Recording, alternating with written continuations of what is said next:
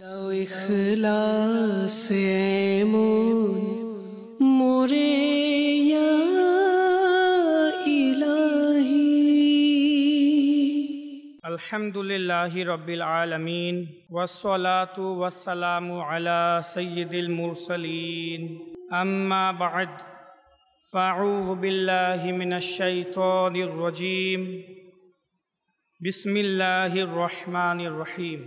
সকলে পড়ি আসসালাতু ওয়াসসালামু আলাইকা ইয়া রাসূলাল্লাহ, আসসালাতু ওয়াসসালামু আলাইকা ইয়া হাবিবাল্লাহ, আসসালাতু ওয়াসসালামু আলাইকা ইয়া নবিয়াল্লাহ ওয়া আলা আলিকা ওয়া আসহাবিকা ইয়া নূরাল্লাহ। আমাদের প্রিয় নবী রাসূলে হাশিমি সাল্লাল্লাহু তাআলা আলাইহি ওয়া আলিহি ওয়াসাল্লাম ইরশাদ করেছেন, যে ব্যক্তি জুমআর দিন আমার উপর ৮০ বার দুরূদ শরীফ পাঠ করবে তো তার ৮০ বছরের গুনাহকে আল্লাহ রাব্বুল আলামিন ক্ষমা করে দিবেন। সাল্লু আলাল হাবিব সাল্লাল্লাহু তাআলা আলা মুহাম্মদ সাল্লাল্লাহু আলাইহি ওয়াসাল্লাম, সালাতাম ওয়া সালামান আলাইকা ইয়া রাসূলুল্লাহ। আল্লাহ রাব্বুল আলামিন কুরআনুল মজিদ ও ফুরকানুল হামিদের সূরাতুল বাকারার ১৩ নং আয়াতে ইরশাদ করেছেন, বিসমিল্লাহির রহমানির রহিম, ওয়া ইযা কিলা লাহুম আমিনু কামা আমানান নাস ক্বালু আনুমিনু কামা আমানাস সুফাহাউ আলা ইন্নাহুম হুমুস সুফাহাউ ওয়ালাকিন লা ইয়ালামুন।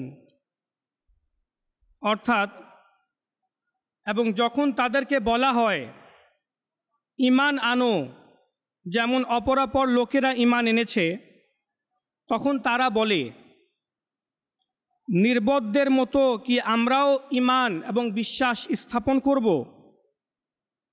শুনো, তারাই হলো নির্বোধ, কিন্তু তারা জানে না। এই আয়াতে মুবারাকাতে আল্লাহ রাব্বুল আলামিন মুনাফিকদের কিছু মন্দ স্বভাব এবং গুণ বয়ান করেছেন। প্রথমত হচ্ছে, আল্লাহ তাবারাকা ওয়া তাআলা এই আয়াতে ইরশাদ করেছেন, যারা মুনাফিক কাদেরকে বলে এটা বুঝে নিন। যারা নিজের জিহ্বা দ্বারা প্রকাশ করে যে আমি মুসলমান, আমি কালিমা পাঠ করেছি, আমি লা ইলাহা ইল্লাল্লাহ পড়ি, আমি আল্লাহ এবং আল্লাহর রাসূলের উপর ঈমান রাখি, কিন্তু মন থেকে তারা আল্লাহ এবং আল্লাহর রাসূলের উপর ঈমান রাখে না, তাদের বিশ্বাস নাই। তারা মন থেকে মুসলমান না, কিন্তু প্রকাশ্যে বলে আমি মুসলমান। এদেরকে বলে মুনাফিক। এই আয়াতে মুবারাকাতে তাদের যে মন্দ গুণ বয়ান করা হচ্ছে তা হলো, মুনাফিকরা হচ্ছে সবচেয়ে বড় নির্বোধ, অশিক্ষিত এবং মূর্খ। তারা চরম পর্যায়ের বোকা। তারা মনে করে যে আমরা আল্লাহর রাসূল এবং সাহাবায়ে কিরামদের সাথে প্রতারণা করছি, অথচ তারা নিজেরাও জানে না যে তারা নিজেদের সাথে প্রতারণা করছে। তারা আল্লাহ এবং আল্লাহর রাসূল সাল্লাল্লাহু আলাইহি ওয়াসাল্লামের প্রিয় বান্দা এবং প্রিয় উম্মতিদের ব্যাপারে লজ্জাজনক শব্দ, আপত্তিকর শব্দ, বেয়াদবিকর শব্দ ব্যবহার করতে লজ্জাবোধ করে না। আর মুনাফিকদের সবচেয়ে বড় ত্রুটি এবং দোষ হচ্ছে, যখন আল্লাহ রাব্বুল আলামিন তাদেরকে বলেন যে আমার মকবুল বান্দাদের মতো ঈমান গ্রহণ করো, তখন তারা ঈমান গ্রহণ না করে উল্টো আল্লাহর ওই নেককার বান্দাদের ব্যাপারে মন্দ সমালোচনা শুরু করে দেয়, তাদের শানে তিরস্কারমূলক শব্দ ব্যবহার করে। এটা হচ্ছে মুনাফিকদের সবচেয়ে বড় মন্দ স্বভাব এবং মন্দ গুণ। এখন প্রশ্ন হচ্ছে, এই আয়াতে মুবারাকাতে আল্লাহ রাব্বুল আলামিন মুনাফিকদেরকে কাদের অনুসরণ করতে বলেছেন? আয়াতে মুবারাকাটি হচ্ছে, হে লোকেরা, মুনাফিকরা, তোমরা ঈমান গ্রহণ করো যেভাবে লোকেরা ঈমান নিয়ে এসেছে। তোমরা ঈমান নিয়ে আসো যেভাবে লোকেরা ঈমান নিয়ে এসেছে। আল্লাহ তাআলা মুনাফিকদেরকে বলছেন। তখন মুনাফিকরা বলল যে আমরা ওই নির্বোধ লোকদের মতো ঈমান গ্রহণ করব। তো আল্লাহ রাব্বুল আলামিন তাদেরকে উত্তর দিলেন যে নির্বোধ তো তারা নয়, বরং নির্বোধ তোমরা। এই মুনাফিকরাই নির্বোধ, কিন্তু তারা জানে না। এখন প্রশ্ন হচ্ছে, আল্লাহ রাব্বুল আলামিন যে বলেছেন যে ওই লোকদের মতো ঈমান নিয়ে আসো, ওই লোক কারা? আল্লাহ তাবারাকা ওয়া তাআলা কোনো নির্দিষ্ট দলের নাম নেন নাই। ওই লোকজন কারা? তো তাফসিরে তাবারিতে রয়েছে, হযরত আব্দুল্লাহ ইবনে আব্বাস রাদিয়াল্লাহু তাআলা আনহু ইরশাদ করেন, এখানে যে নাস শব্দ ব্যবহার হয়েছে, মানুষ, লোক, যে লোকদের মতো ঈমান নিয়ে আসো, এখানে মানুষ অর্থাৎ লোক দ্বারা উদ্দেশ্য হচ্ছে সাহাবায়ে কেরামগণ এবং ওই সকল মানুষ যারা সাহাবায়ে কেরামদের অনুসরণ করেছে, তাদের মতো ঈমান নিয়ে আসো। অর্থাৎ আল্লাহ তাবারাকা ওয়া তাআলা মুনাফিকদেরকে ইরশাদ করছেন, হে মুনাফিকরা, যদিও বা তোমরা নিজেদেরকে মুসলমান বলো, তোমরা লা ইলাহা ইল্লাল্লাহু মুহাম্মাদুর রাসূলুল্লাহ বাহ্যিকভাবে পড়ে থাকো, তোমরা নিজেদেরকে ঈমানদার বলে থাকো, মুসলমান বলে ঘুরে বেড়াও, মুসলমানদের মতো পোশাক পরিধান করো, কিন্তু মনে রাখো তোমাদের ঈমান ততক্ষণ পর্যন্ত আমি আল্লাহর কাছে গ্রহণযোগ্য হবে না যতক্ষণ না পর্যন্ত তোমার ঈমান আমার হাবিবের সাহাবায়ে কেরামদের মতো না হয়ে যায়। যতক্ষণ না পর্যন্ত তোমাদের ঈমান আমার হাবিবের সাহাবায়ে কেরামদের মতো হবে না, ততক্ষণ পর্যন্ত তোমাদের ঈমান গ্রহণযোগ্য হবে না। যদি তোমাদেরকে ঈমান নিয়ে আসতেই হয় তো আবু বকর সিদ্দিকের মতো ঈমান নিয়ে আসো। যদি ঈমান গ্রহণ করতে হয় তো হযরত উমরের মতো ঈমান নিয়ে আসো, উসমানের মতো ঈমান নিয়ে আসো, আলীর মতো ঈমান নিয়ে আসো, আবু হুরায়রার মতো ঈমান নিয়ে আসো। তোমরা নিজেদেরকে যে মুসলমান বলছো, সেই মুসলমান পড়াটা আমার নিকট গ্রহণযোগ্য নয়। একদিকে মুনাফিকরা কালিমা পাঠ করছে,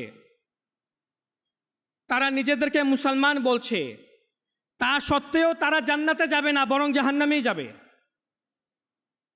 আর অপর দিকে সাহাবায়ে কেরামদের ঈমান দেখুন, যে আল্লাহ তাবারাকা ওয়া তাআলা তাদেরকে এমন সম্মান দান করেছে যে মুনাফিকদেরকে বলছে ঈমান নিয়ে আসো তো সাহাবাদের মতো।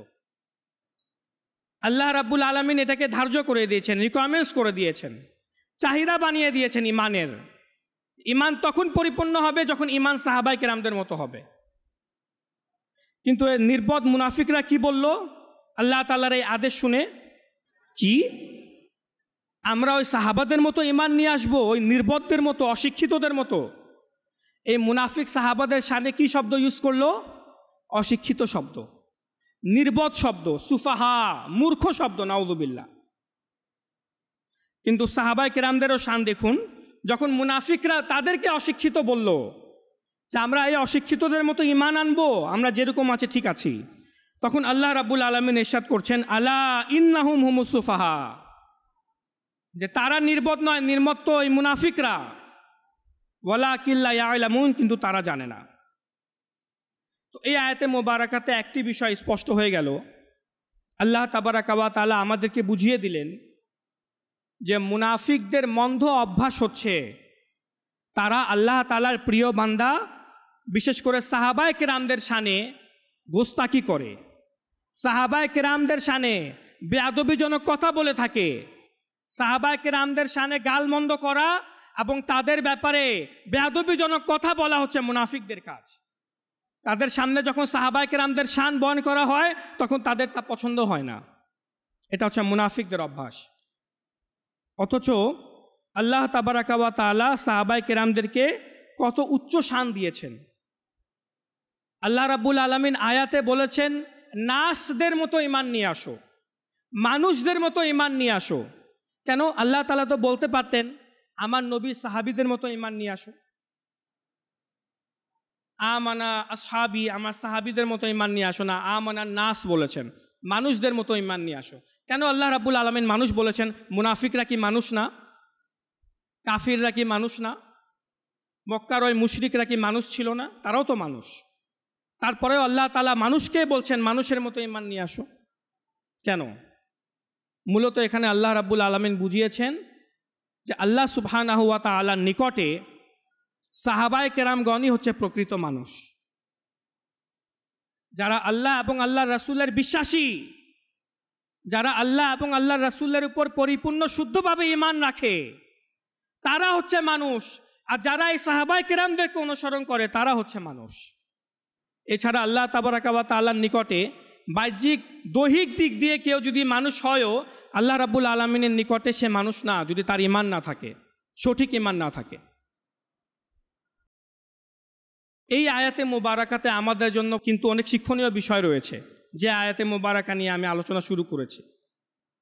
এই আয়াতে মোবারাকার আরেকটি শিক্ষণীয় বিষয় হচ্ছে যে আল্লাহ রাব্বুল আলামিন সাহাবায়ে কেরামদের ঈমানকে বিশ্বের সকল মুসলমানের জন্য পৃথিবীর শুরু থেকে নিয়ে প্রিয় নবী সাল্লাল্লাহু আলাইহি ওয়াসাল্লামের যুগ থেকে নিয়ে প্রিয় নবীর পর থেকে যে যত মুসলমান পৃথিবীতে এসেছে, এখন আছে, আর কিয়ামত পর্যন্ত আসতে থাকবে, বিশ্বের সকল মুসলমানের জন্য আল্লাহ রাব্বুল আলামিন সাহাবায়ে কেরামদের ঈমানকে নমুনা বানিয়ে দিয়েছেন, সবচেয়ে বড় রোল মডেল বানিয়ে দিয়েছেন। যে মুসলমানেরা, তোমরা যতই নিজেদেরকে মুসলমান বলো না কেন, সুফি বলো না কেন, আলিম ওলেমা বলো না কেন, নিক্কার, মুত্তাকি, পরেজগার, সলিহিন বান্দা বলো না কেন, আমার নিকটে তোমার ঈমান তখনই গ্রহণযোগ্য হবে যখন তোমাদের ঈমান সাহাবায়ে কেরামদের সাথে গিয়ে মিলবে। আমার নবী সাহাবীরা যেরকম বিশ্বাস রাখতো, যেরকম আকীদা রাখতো, যেরকম ঈমান রাখতো, যখন তোমাদের ঈমান সেই রকম হয়ে যাবে তখন তা গ্রহণযোগ্য, তা না হলে বর্জনীয়, বাতিল। যা এই আয়াতে মোবারাকাতে স্পষ্টভাবে ফুটে তুলেছে যে আল্লাহ রাব্বুল আলামিন ডাইরেক্ট নির্দেশ দিচ্ছেন, ঈমান নিয়ে আসো তো এই মানুষদের মতো, সাহাবায়ে কেরামদের মতো।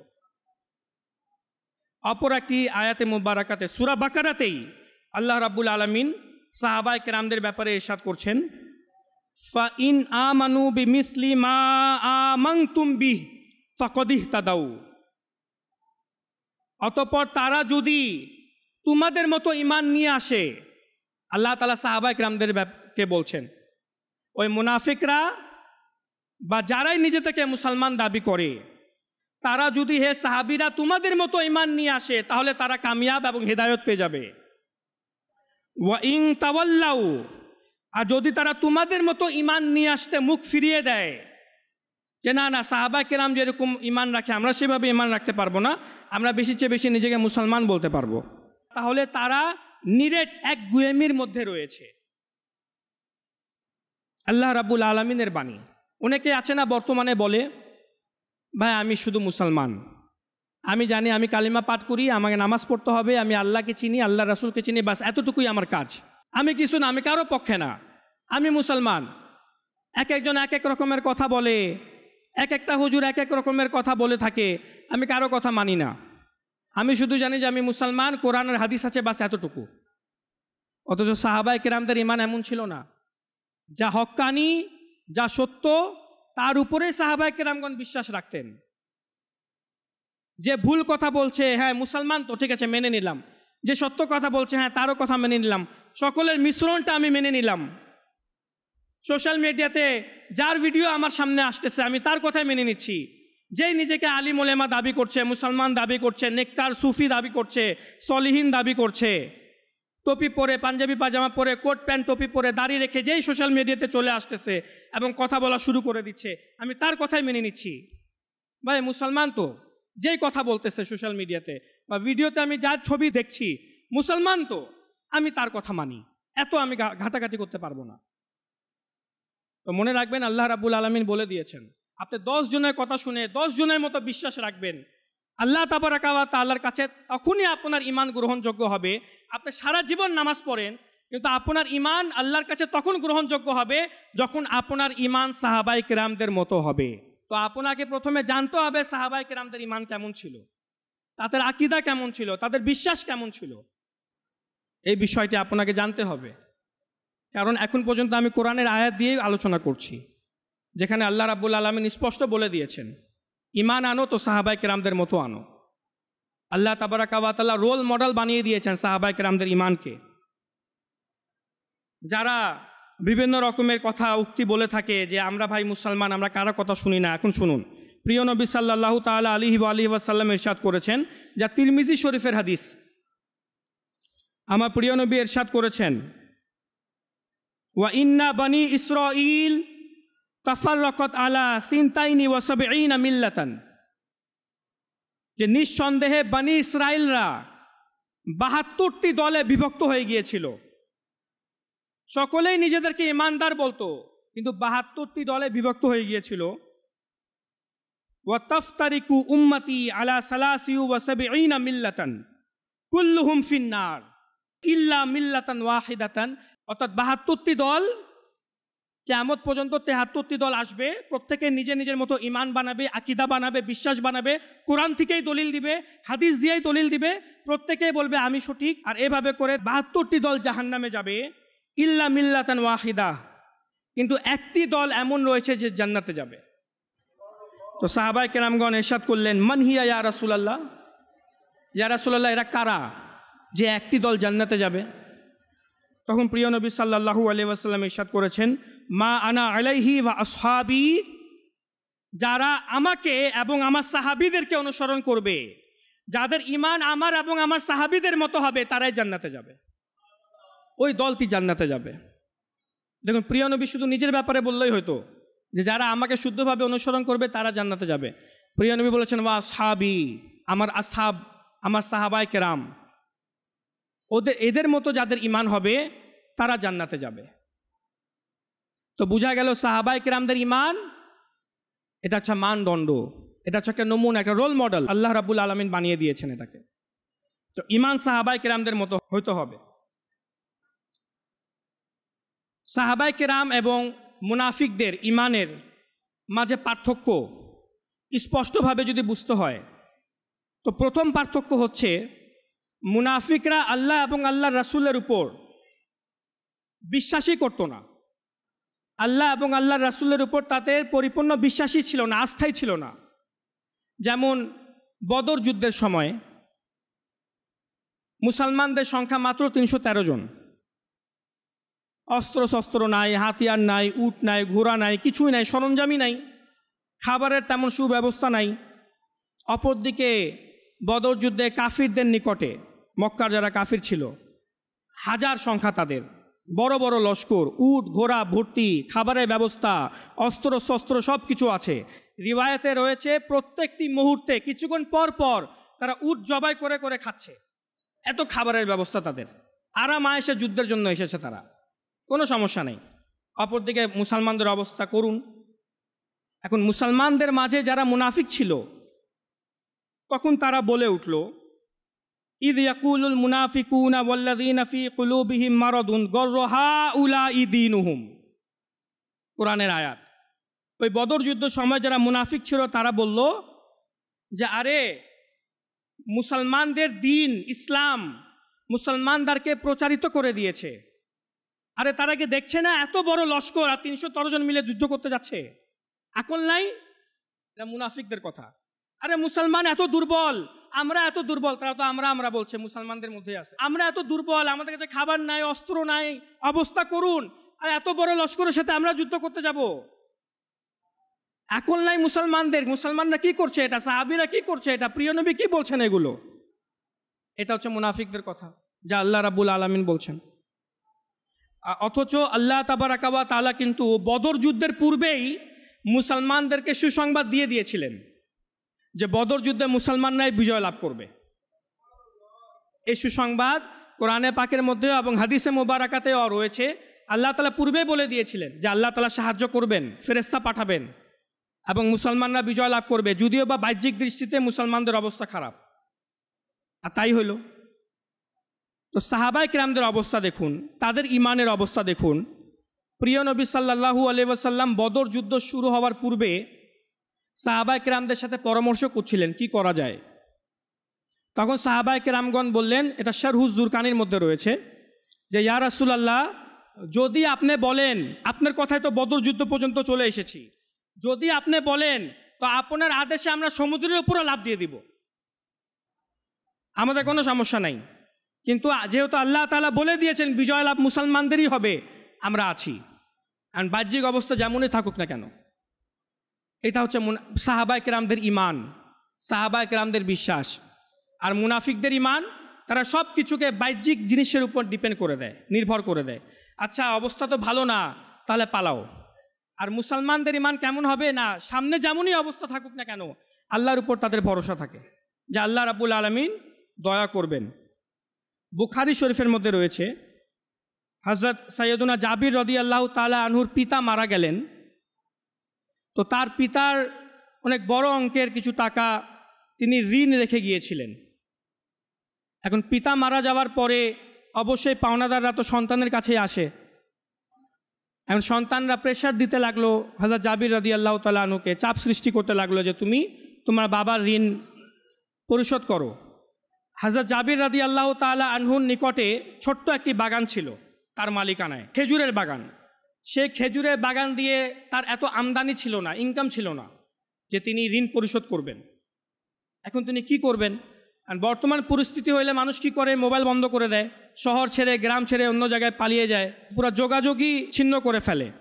টাকা দেওয়ার নিয়তি থাকে না, ঋণ যে পরিশোধ করবে পাওনাদারকে এই নিয়তি থাকে না, সব জায়গায় কারাপশান। কিন্তু আমাদের সাহাবীরা এমন ছিলেন না, তারা জানতেন এটা অন্যের হক, আমার পিতার ঋণ, এটা আমাকে পরিশোধ করতে হবে। কিন্তু যেহেতু টাকা ছিল না, এখন কি করবে?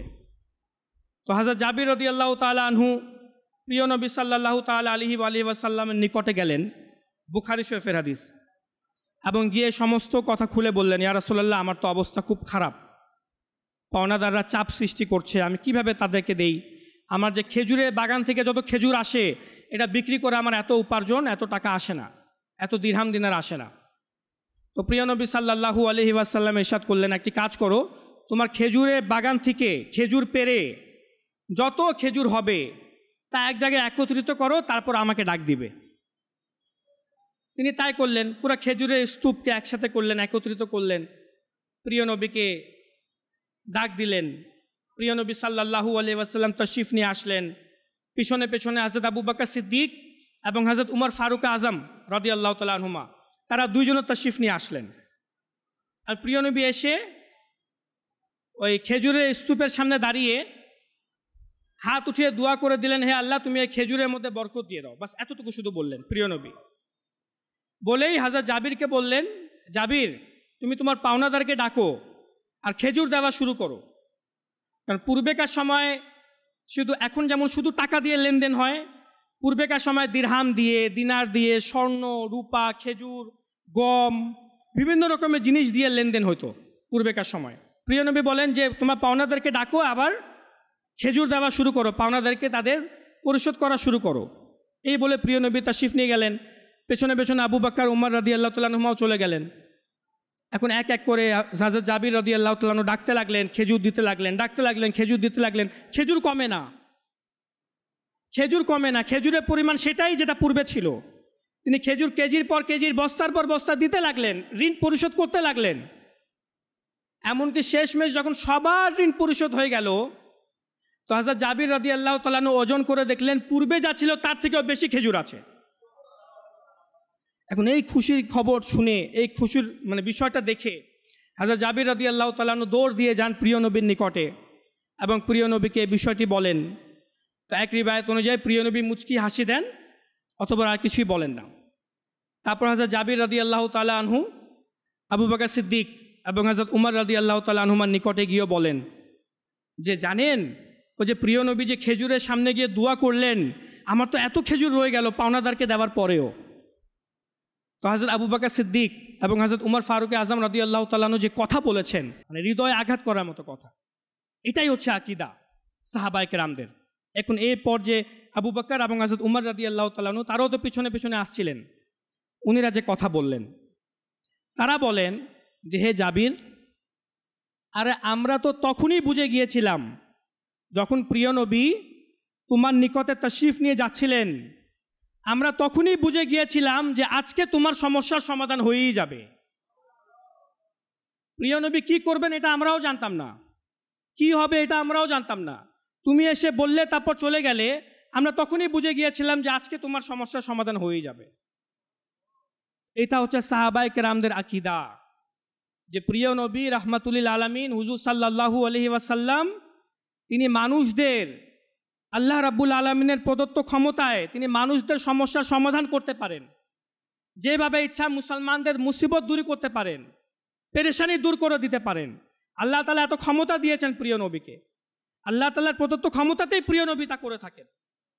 এমন অথরিটি প্রিয় নবীর আছে, যে কোনোভাবে যেভাবে মানুষ যে মুসিবতের মধ্যে থাকুক না কেন, যে ব্যক্তি প্রিয় নবীকে আহ্বান করবে, প্রিয় নবী অবশ্যই যদি মন দ্বারা দেখে থাকে প্রিয় নবী তাকে সাহায্য করবে।